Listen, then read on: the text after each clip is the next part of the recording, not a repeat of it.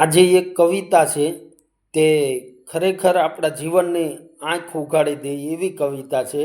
અને આ લખાણ જર્મન શોર્ટ લિટરી એવોર્ડ મળ્યો છે. આ એક માણસ મરી રહ્યો હતો. જ્યારે તેને ખબર પડી તે મરી રહ્યો છે, તેણે ભગવાનને હાથમાં એક બોક્સ પકડેલા જોયા. માણસે કહ્યું, આટલું જલ્દી જવાનો સમય થઈ ગયો? ભગવાને કહ્યું, માફ કરજો, પણ જવાનો સમય થઈ ગયો છે. માણસે ભગવાનને પૂછ્યું, તમારા બોક્સમાં શું છે? ત્યારે ભગવાને જવાબ આપ્યો, તમારો સામાન. માણસે પૂછ્યું, મારો સામાન? મારી બધી વસ્તુઓ, મારા કપડાં, મારા પૈસા વગેરે. ભગવાને કહ્યું, તે હવે તારા નથી રહ્યા, તે પૃથ્વીના છે. માણસે કહ્યું, મારી યાદોનું શું? ભગવાને જવાબ આપ્યો, તે સમયના છે. માણસે પૂછ્યું, મારો પરિવાર અને મિત્રો? ભગવાન બોલ્યા, ના, તેઓ ક્ષણિક હતા. તે માણસે પૂછ્યું, મારી પત્ની અને બાળકોનું શું? ભગવાન બોલ્યા, તેઓ તમારા હૃદયના છે.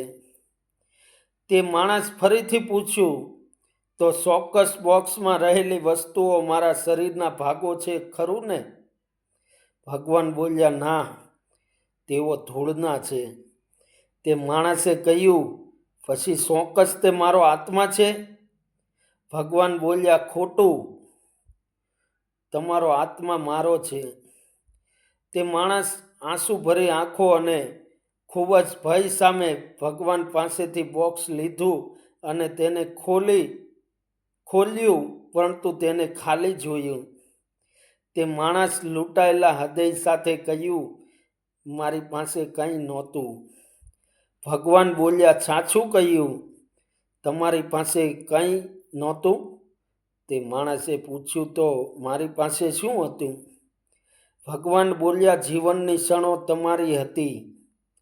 તમે જીવેલી દરેક ક્ષણ તમારી હતી. જીવન ફક્ત ક્ષણો છે. ક્ષણોના ખજાનો અને પ્રેમની ક્ષણો.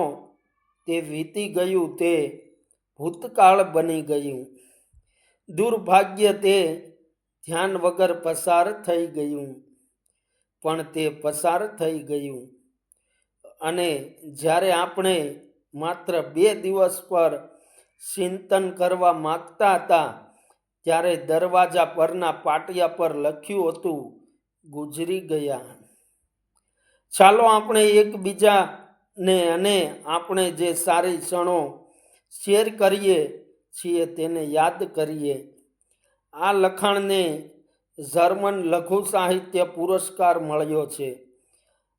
બધા ઉમદા અને જ્ઞાની વ્યક્તિઓને સમર્પિત. આવો આપણે જીવનની ક્ષણોનું મૂલ્ય સમજીએ. ખરેખર સમજવા જેવી વાત છે. આ કવિતા સ્વરૂપે જીવનને આંખો ઉઘાડી દે એવી કવિતા છે.